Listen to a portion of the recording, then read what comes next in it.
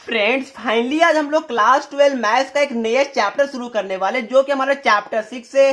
Chapter name है application of derivatives. ठीक है, ध्यान रखिएगा चैप्टर 5 का आप लोग ओवरव्यू ले लीजिएगा क्योंकि दोनों चैप्टर आपस में इंटरलिंक्ड होते हैं। एक बतौर की सीबीएसई ने 2021 बोर्ड से दो टॉपिक को rate of change of quantities जो कि आपका एक्सरसाइज नंबर 6.1 है एंड एक्सरसाइज नंबर 6.4 जो कि आपका अप्रोक्सीमेशन है। ठीक है, दोनों को रिमूव कर दिया है जो कि आपके लिए काफी अच्छी बात है।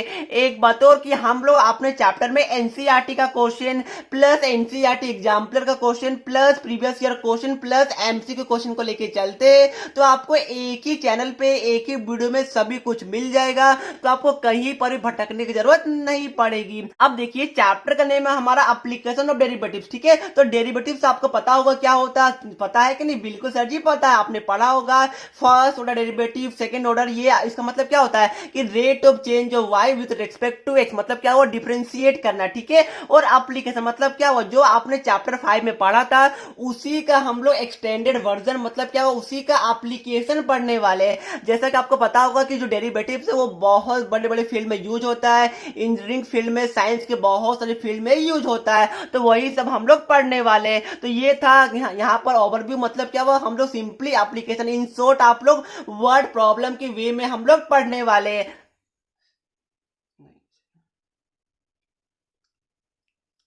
अब देखिए जो चैप्टर का नेम है वो है हमारा एप्लीकेशन ऑफ डेरिवेटिव्स। ठीक है, तो डेरिवेटिव का मतलब तो आपको पता होगा, हमने चैप्टर 5 में पढ़ा था कि आप लोग डिफरेंशिएट करते हैं। ठीक है, और एप्लीकेशन मतलब क्या होगा जो हमने चैप्टर 5 में पढ़ा था उसी का एक्सटेंडेड वर्जन है, उसी का एप्लीकेशन हम लोग पढ़ने वाले कि उसका यूज कहाँ कहाँ होता है। मैं आपको बता दूं कि साइंस के बहुत सारे फील्ड में आपका डेरिवेटिव्स का यूज होता है, तो वही हम लोग एप्लीकेशन के वे में पढ़ने वाले हैं। अब जो एक्सरसाइज नंबर 6.1 है जो कि हमारा है rate of change of quantity के ऊपर, वो मैं अभी नहीं करवाऊंगा, बाद में अगर आपको डिमांड आए तो इस साल मैं ऐड करूंगा, अदरवाइज नेक्स्ट ईयर तो कराना ही कराना है। तो फिलहाल हम लोग डायरेक्ट जो आपका एक्सरसाइज नंबर 6.2 है और जो टॉपिक है हमारा इंक्रीजिंग एंड डिक्रीजिंग फंक्शन। ठीक है, तो प्लीज मेरा आपसे रिक्वेस्ट है कि आप लोग कॉपी निकाल लीजिए और मेरे साथ साथ नोट्स बनाइएगा क्योंकि ये चैप्टर में नोट्स बनाना काफी इंपॉर्टेंट है और यहां से यूजुअली एमसीक्यू भी आना 100% फिक्स होता है। तो आप लोग मेरे साथ साथ कॉपी निकाल लीजिए और कोई भी पेन या फिर पेंसिल निकाल लीजिए और टॉपिक डालिए बड़ा सा इंक्रीजिंग एंड डिक्रीजिंग फंक्शन। ठीक है, ध्यान रखिएगा यहां से 4 मार्क्स का क्वेश्चन आपका आ सकता है और एमसी को यहां से 100% आना ही आना है। तो ये हमारा टॉपिक है इंक्रीजिंग एंड हमारा डिक्रीजिंग फंक्शन। तो आप लोग बोलिएगा सर ये इंक्रीजिंग एंड डिक्रीजिंग फंक्शन होता क्या? ठीक है, तो देखिए यहां पर एग्जाम में आपको प्रूव करने आएगा, बट मैं पहले आपको ग्राफ से ओवरव्यू दे देता हूं कि इसका मतलब होता क्या है। अब यहां पर देखिए मैं आपके लिए एक ग्राफ बना रहा हूं, ये तो आपको पता होगा प्लॉट करना। सपोज कीजिए कि ये हमारा 1 है, ये 2 है, ये 3 है। ठीक है, इस तरह है और इधर भी हमारा 1 है, 2 है एंड इधर हमारा 3 है। ये हमारा एक्स एक्सिस होता है, ये हमारा वाई होता है, ये तो आपको पता होगा। अब सपोज कीजिए कोई ग्राफ हमने प्लॉट किया जो कि हमारा कुछ इस तरह जा रहा है। ठीक है, तो ये क्या हुआ देखिए आप यहाँ पर एक देख पा रहे हो, ये जो हमारा एक्स का वैल्यू है यहाँ पर 1 है, यहाँ पर हमारा 2 है। बट एक बात देखिए कि यहाँ पर जो हमारा एक्स का वैल्यू, एक बात और आपको पता होगा कि वाई इज इक्वल टू क्या होता है, एफ एक्स होता है। जी बिल्कुल होता है। तो ये मैं y लिखूं या फिर fx लिखूं, बात तो हमारा एक ही है। अब यहां से एक बात आप नोटिस कीजिए कि जो x का वैल्यू है वो हमारा बढ़ रहा है, तो जो हमारा ये fx का वैल्यू है ये भी बढ़ रहा है। जी सर जी बिल्कुल बढ़ रहा है। कैसे बढ़ रहा है? क्योंकि देखिए अगर मैं x का वैल्यू 1 लूं तो जो हमारा fx का वैल्यू वो हमारा यहाँ पर नियरली 2 के इक्वल है, बिल्कुल 2 के इक्वल है। अगर मैं x का वैल्यू 2 लूं तो जो y का वैल्यू है या फिर fx का वैल्यू वो नियरली हमारे 3 के इक्वल है, बिल्कुल 3 के इक्वल है। तो मतलब क्या हुआ कि x का वैल्यू जैसे जैसे हम लोग बढ़ा रहे हैं वैसे हमारा fx का वैल्यू भी बढ़ रहा है। तो इसका मतलब क्या हुआ कि ये हमारा इंक्रीजिंग फंक्शन होने वाला है। तो क्लियर है, कोई प्रॉब्लम किसी को मेरे हिसाब से नहीं होगा, सिंपल है। अगर x का वैल्यू बढ़ेगा, अगर fx का वैल्यू भी बढ़ रहा है, मतलब क्या हो उस केस में हम लोग बोलेंगे कि ये जो फंक्शन है वो हमारा इंक्रीजिंग फंक्शन है। अब मैं एक एग्जांपल और लेता हूं, सपोज कीजिए कि ये हमारा क्या है बताइए, ये हम लोग प्लॉट कर रहे हैं, ये हमारा हो गया 1 2 एंड हमारा 3 हो गया। ठीक है, यहाँ पे हमारा हो गया 1 2 एंड ये हमारा हो गया 3। अब मैंने सपोज कीजिए कि एक ग्राफ प्लॉट किया जो कि हमारा कुछ इस तरह आ रहा है। ठीक है, अब यहां पर बताइए कि ये इंक्रीजिंग फंक्शन है या फिर डिक्रीजिंग फंक्शन है। तो यहां से आप लोग एक बार नोटिस कर सकते हैं कि जो x का वैल्यू वो वापस से हमारा बढ़ रहा है। ठीक है, बट जो हमारा fx का वैल्यू इस केस में देखिए, अगर मैं x का वैल्यू 1 लूं तो जो हमारा fx का वैल्यू वो हमारा 2 था। ठीक है, बट अगर मैं x का वैल्यू 2 लूं तो हमारा fx का वैल्यू वो हमारा 1 हो गया। मतलब क्या हुआ कि हमारा जो वैल्यू fx का वो x के रिस्पेक्ट में वो घट रहा है। मतलब क्या हुआ कि ये हमारा हो गया डिक्रीजिंग फंक्शन। ये मैंने आपको ग्राफ के थ्रू समझा दिया, मेरे हिसाब से यहाँ पर किसी को भी डाउट नहीं होगा। बट देखिए क्वेश्चन आपका एग्जाम में ऐसे आएगा नहीं, ये तो बस मैंने आपको समझाने के लिए किया कि ये इंक्रीजिंग एंड डिक्रीजिंग फंक्शन होता है क्या है, क्योंकि इस वीडियो में आपको इंट्रोडक्शन दे रहा हूं। अब देखिए यहाँ पर क्या हुआ, आपके एनसीईआरटी में दो चीज गिवन है, एक आपका है इंक्रीजिंग फंक्शन एंड एक आपका है स्ट्रिक्टली इंक्रीजिंग। ठीक है, ध्यान रखिएगा, दो फंक्शन, एक तो आपका इंक्रीजिंग है, एक आपका डिक्रीजिंग है। ठीक है, ये तो हमारा एक होता ही है, बट इसका एक और यहाँ पर एक्सटेंडेड वर्जन है जिसको आप लोग बोलते हैं इंक्रीजिंग का एक और एक्सटेंडेड वर्जन जिसको आप लोग बोलेगा स्ट्रिक्टली इंक्रीजिंग। ठीक है, ये दोनों में थोड़ा सा डिफरेंस है, स्टूडेंट ध्यान नहीं देते सोचते सेम ही है। हाँ, मैक्सिमम 95% सेम है, बट एक जगह थोड़ा सा अंतर आता है और एमसीक्यू भी वहीं से आपका पूछा जाता है। तो ध्यान रखिएगा, आपका दो चीज होता है, एक इंक्रीजिंग फंक्शन होता है, एक आपका होता है स्ट्रिक्टली इंक्रीजिंग। ठीक है, दूसरा हमारा डिक्रीजिंग फंक्शन होता है और दूसरा हमारा होता है स्ट्रिक्टली डिक्रीजिंग। दोनों में थोड़ा थोड़ा डिफरेंस है,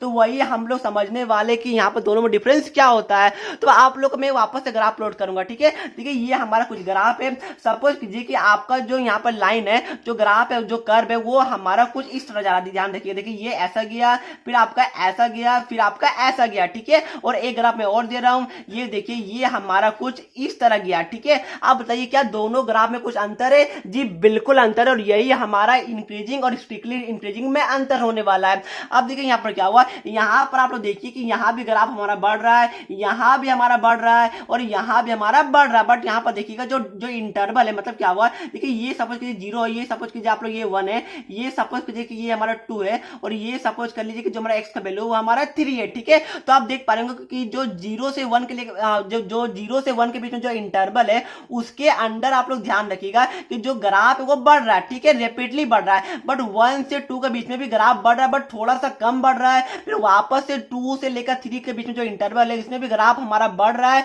बट रैपिडली बढ़ रहा है। ठीक है, तो हम लोग इसको बोल सकते हैं कि सर ये हमारा इंक्रीजिंग फंक्शन है। जी बिल्कुल है, क्योंकि कहीं पर भी ये ग्राफ घट नहीं रहा, ये लगातार बढ़ता ही जा रहा है, तो ये हमारा हो गया इंक्रीजिंग फंक्शन। ठीक है, बट यहां पर आप लोग एक बात नोटिस कीजिए, यहां पर जो ग्राफ है वो कर्व के फॉर्म में कंटिन्यूअसली ये ग्राफ बढ़ता ही जा रहा है, तो इसको क्या बोलेंगे, ये हमारा हो गया स्ट्रिक्टली इंक्रीजिंग। ठीक है, यही दोनों के बीच में डिफरेंस है, दोनों में आपका जो कर्व है वो बढ़ेगा। ठीक है, इंक्रीज होगा, बट इसमें रैपिडली होगा, इसमें हमारा एक बार होगा, एक बार कम होगा, एक बार ज्यादा होगा, एक बार कम होगा। ठीक है, इसी को हम लोग बोलेंगे इंक्रीजिंग। और अगर रैपिडली होगा, लगातार हो जाएगा बिना कहीं ब्रेक हुए, तो इसको हम लोग बोलेंगे क्या, स्ट्रिक्टली इंक्रीजिंग। ठीक है, क्लियर हुआ? मेरे हिसाब से क्लियर हो गया होगा। बट ये तो रहा बात ग्राफ का, इसको हम लोग यहाँ पर नॉर्मल मैथ्स की भाषा में कैसे लिखेंगे, और एमसीक्यू भी ध्यान रखिएगा यहीं से आता है। ठीक है, यहाँ पर देखिए इंक्रीजिंग का जो कंडीशन होता है वो क्या होता है, प्लीज आप लोग कॉपी में नोट डाउन कीजिएगा कि कंडीशन ऑफ इंक्रीजिंग फंक्शन। ठीक है, आप लोग कॉपी में लिखिए, यहाँ पर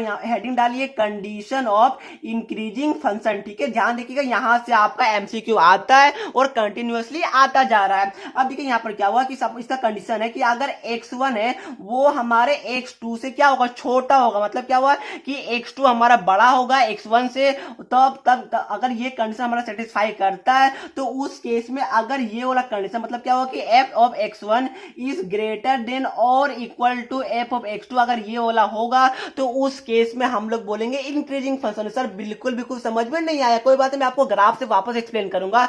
आप देखिए यहाँ पर एक बात और लिख लीजिए यहाँ पर कि कंडीशन फॉर स्ट्रिक्टली इंक्रीजिंग। ठीक है, condition for strictly increasing function, ये आप लोग यहाँ पर हेडिंग डालिएगा। समझ में नहीं आ रहा कोई बात नहीं, मैं आपको समझाऊंगा, पहले आप लोग कम से कम नोट डाउन तो कीजिए। ये हमारा condition for strictly increasing function. ठीक है, इसमें क्या डिफरेंस है, यहाँ पर भी वही होगा कि x1 है वो हमारा x2 से छोटा होगा, मतलब कि x2 हमारा x1 से बड़ा होगा। बट इस केस में क्या होगा कि जो हमारा f ऑफ x1 है वो हमारा स्मॉलर होगा, बताइए, f ऑफ x2। अब सर इसमें डिफरेंस तो कुछ नजर में आ ही नहीं रहा। जी बिल्कुल डिफरेंस है, यहाँ पर देख पा रहे हैं ये जो हमारा f ऑफ x2 है वो हमारा ग्रेटर भी है और इक्वल भी है f ऑफ x1 से। बट यहाँ पर देखिए स्ट्रिक्टली इंक्रीजिंग में क्या है कि जो हमारा f ऑफ x2 है वो हमारा ग्रेटर है ओनली f ऑफ x1 से, इक्वल बिल्कुल भी नहीं है। अब सर प्लीज मुझे समझ में नहीं आ रहा, आप मुझे ग्राफ से एक्सप्लेन कर दीजिए। तो इसका मतलब क्या हो, देखिए सपोज कीजिए कि ये आपका ग्राफ है। ठीक है, अब देखिए कुछ कर्व है वो हमारा इंक्रीज हुआ ऐसे, फिर बीच में हमारा कॉन्स्टेंट हो गया, ठीक है, फिर वापस से हमारा इंक्रीज हो गया। अब ये इंक्रीजिंग फंक्शन है या फिर स्ट्रिक्टली इंक्रीजिंग है, आपके दिमाग में डाउट आएगा। अब एक बार नोट डाउन कीजिए, सर ये x1 और x2 क्या, वो भी मैं आपको बताऊंगा। देखिए ये सपोज कीजिए कि ये हमारा हो गया x1, ठीक है, ये हमारा क्या हो गया x2 हो गया, सपोज मान लीजिए, ठीक है। अब यहाँ पे आप एक बार नोटिस कीजिए कि यहाँ पर आप देख पा रहे होंगे जो हमारा x1 से लेकर x2 के बीच में, सबसे पहले देखिए कि जो x1 है, सबसे पहले यहाँ से आपको एक बात क्लियर होगा कि जो x2 का जो वैल्यू होगा वो हमारा x1 से ग्रेटर होगा, बिल्कुल होगा, किसी को डाउट यहाँ पर मेरे हिसाब से नहीं होगा। क्यों नहीं होगा? क्योंकि आप देख पा रहे होंगे कि जो हमारा x का वैल्यू वो यहाँ पर हमारा बढ़ रहा है। ऐसा नहीं ना होगा कि ये हमारा 2 है तो ये 1 होगा, ऐसा तो बिल्कुल नहीं होगा, क्योंकि हमारा x एक्सिस में जो हमारा वैल्यू होता है वो बढ़ता है कंटिन्यूअसली। तो इस केस में जो हमारा x2 का वैल्यू है वो हमारे x1 से ग्रेटर है।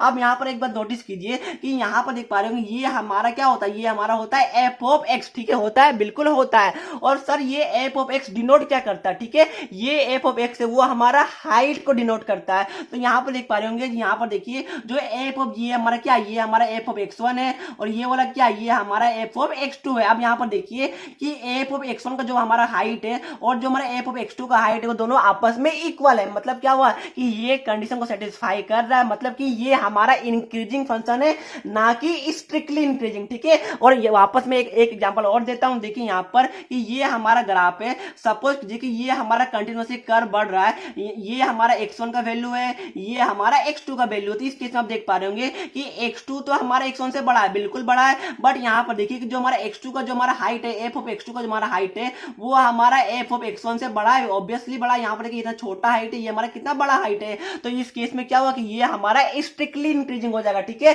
तो ध्यान रखिएगा, आपका एग्जाम में क्वेश्चन आएगा the condition of increasing function is, आपको दिया रहेगा ये वाला गिवन रहेगा, आपको इंप्लाइज करके फिल इन द ब्लैंक्स में छोड़ दिया जाएगा, ठीक है। तो आपको यहाँ पर मार्क करना है। तो आप लोग ध्यान रखिएगा कि यही वाला सबसे इंपॉर्टेंट रोल प्ले करता है। इंक्रीजिंग में ये इक्वल टू के भी इक्वल होगा, बट जो स्ट्रिक्टली इंक्रीजिंग है वो हमारा इक्वल टू उस केस में नहीं रहता है। ओनली हमारा क्या होता है कि f of x2 is greater then f of x1, ठीक है। तो ये कंडीशन को आप लोग कॉपी में नोट डाउन कर लीजिए, ये आपके लिए काफी इंपॉर्टेंट है। तो मेरे हिसाब से आपको समझ में आ गया होगा। अगर समझ में नहीं आए तो कोई बात नहीं, अभी मैं आपको डिक्रीजिंग बता रहा हूं, वो आपको और भी क्लियर हो जाएगा, ठीक है। तो आप लोग कॉपी में नोट डाउन कीजिए कि condition for decreasing and condition for क्या बताइए, स्ट्रिक्टली डिक्रीजिंग, ठीक है। दोनों में थोड़ा सा वापस डिफरेंस होने वाला है। तो आप लोग कॉपी में नोट डाउन कीजिए कि condition for decreasing function and condition for strictly decreasing function, ठीक है। तो यहां से बस छोटा सा यहाँ पर चेंज क्या होगा, यहाँ पर कंडीशन वही है कि x1 is less than x2, मतलब क्या हुआ कि x2 is greater then x1। तो इस केस में क्या होने वाला है कि जो हमारा f ऑफ x1 होगा ये इस केस में यहाँ पर क्या होगा, ग्रेटर होगा एंड इक्वल टू होगा ऑफ f ऑफ x2, ठीक है। ये हमारा कंडीशन है। इंक्रीजिंग में ये हमारा ऑपोजिट होता है, बट डिक्रीजिंग में ये क्या होगा, उसका यहाँ पर उल्टा हो जाता है, ठीक है। और स्ट्रिक्टली डिक्रीजिंग में क्या होगा, यहाँ भी यही होगा, f ऑफ यहाँ पर x1 is less than x2। इसका मतलब क्या होगा, ये इंप्लाइज करता है कि f of x1 should be greater to only f of x2 not equal to, ठीक है। ये बात को ध्यान में रख लीजिएगा। सर एग्जांपल लीजिए, मुझे समझ में नहीं आया, ये एग्जांपल देख सकते हैं आप लोग। सपोज कीजिए कि आपका कुछ ग्राफ है जो कि आपका कुछ इस तरह जा रहा है, ठीक है। यहाँ पर देखिए ये ग्राफ कुछ हमारा इस तरह गया। अब यहाँ पर आप लोग देख पा रहे होंगे ये हमारा x1 मान लीजिए, इसको आप लोग x2 मान लीजिए, ठीक है। तो यहाँ पर देखिए कि जो हमारा x2 है वो हमारा x1 से ग्रेटर है, ऑब्वियसली है। बट यहाँ पर आप लोग एक बार देख पा रहे होंगे कि ये हमारा इस केस में यहाँ पर क्या है, कांस्टेंट है, बिल्कुल कांस्टेंट है, ठीक है। तो कांस्टेंट मतलब क्या हुआ कि f ऑफ x1 का जो वैल्यू है वो हमारा f ऑफ x2 के इक्वल आएगा, बिल्कुल आएगा। मतलब क्या हुआ कि ये हमारा ओनली डिक्रीजिंग फंक्शन है, ठीक है। ध्यान रखिएगा ये हमारा डिक्रीजिंग फंक्शन है। बट अगर ग्राफ कुछ इस तरह प्लॉट हुआ देखिए तो ये हमारा क्या हुआ, ये हमारा स्ट्रिक्टली डिक्रीजिंग है, क्योंकि यहाँ पर इक्वल टू का कोई मतलब ही नहीं आता है। तो ये थोड़ा सा डिफरेंस है। बट एमसीक्यू यहाँ पर इन ब्लैंक्स में आपको यही वाला जो यहाँ साइन देख पा रहे हैं, इंटरवल देख पा रहे हैं, जो साइन देख पा रहे हैं, यही वाला आपको कंफ्यूज करेगा, ठीक है। तो मैंने थोड़ा ज्यादा टाइम ले लिया, बट मैंने आपको ये डिटेल में बताया, क्योंकि आपको डिटेल में जाना जरूरी है कि इंक्रीजिंग और स्ट्रिक्टली इंक्रीजिंग, डिक्रीजिंग और स्ट्रिक्टली डिक्रीजिंग में क्या अंतर है।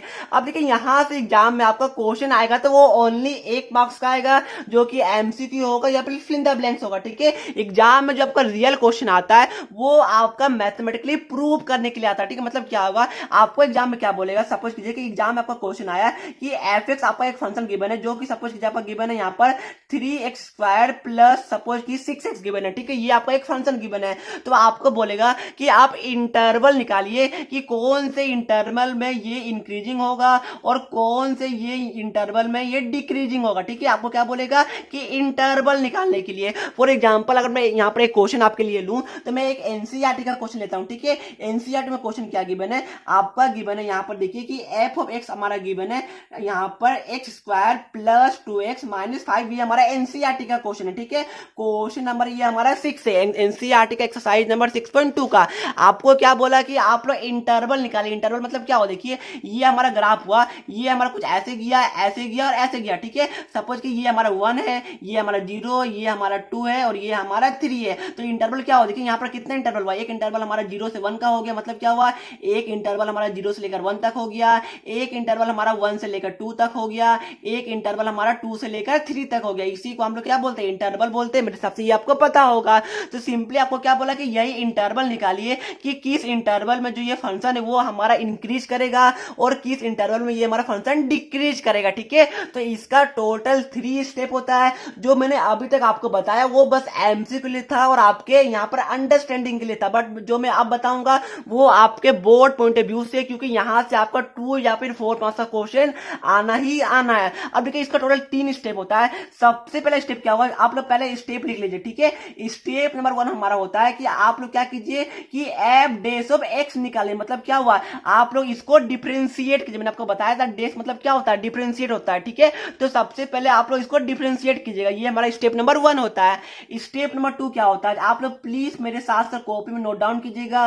स्टेप नंबर हमारा 2 होता है कि जो हमारा यहाँ पर क्या कीजिएगा कि जो हमारा एफ डेश ऑफ एक्स आएगा इसका जो वैल्यू वो आप लोग 0 के इक्वल पुट कीजिएगा, ठीक है। क्या कीजिएगा, जो एफ डेश ऑफ एक्स आएगा, जो हमारा ये डिफरेंशिएट करने में जो भी हमारा आएगा उसको 0 के इक्वल पुट कीजिएगा। ये हमारा स्टेप नंबर 2 होगा।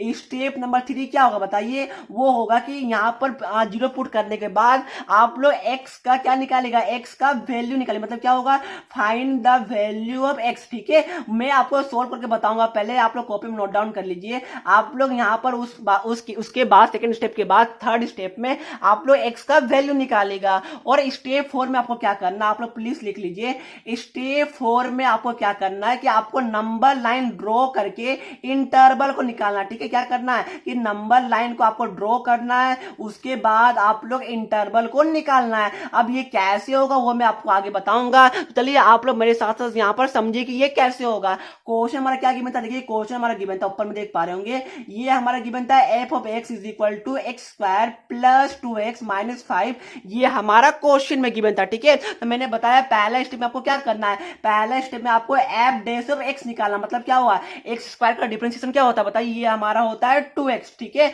और 2x का क्या होगा, ये हमारा प्लस 2 हो जाएगा और माइनस 5 का हमारा 0 हो जाएगा। तो ये हमारा आ गया क्या, एफ डेश ऑफ एक्स आ गया। किसी को डाउट मेरे हिसाब से नहीं होगा।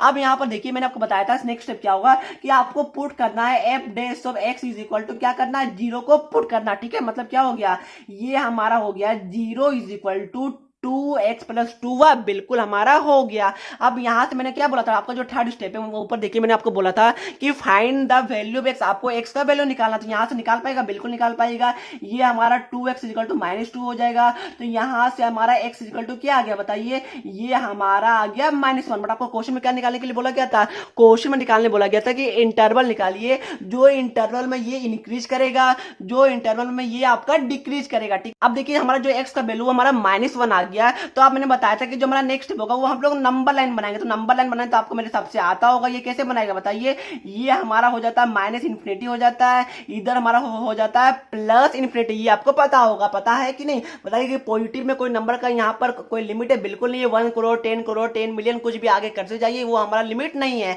और नेगेटिव में भी कोई लिमिट है, negative of million, negative of crore, ये हमारा चलता जाएगा। इसलिए हमारा क्या होता है, इधर हमारा होता है माइनस यहाँ पर इन्फिनिटी, इधर हमारा होता है प्लस इन्फिनिटी, ठीक है। और हमारा देखिए जो एक्स का वैल्यू आया वो हमारा है -1। मतलब क्या हुआ, कहीं हमारा यहाँ पर होगा -1, जी बिल्कुल हमारा कहीं इधर ही -1 होगा। अब देखिए हमारा इंटरवल क्या क्या आया, हमारा 2 इंटरवल आ गया। पहला इंटरवल हमारा आया है माइनस इन्फिनिटी से लेकर यहाँ पर -1 तक, ठीक है। ये हमारा क्या आया, ये हमारा आ गया पहला इंटरवल। और दूसरा इंटरवल क्या आया, ये हमारा आ गया -1 से लेकर क्या आ गया, ये हमारा आ गया इन्फिनिटी तक, ठीक है। ये हमारा आ गया -1 से लेकर इन्फिनिटी तक, ये हमारा दूसरा इंटरवल आ गया। यहाँ से देख पा रहे होंगे क्लियरली 2 इंटरवल में में डिवाइड हो गया है।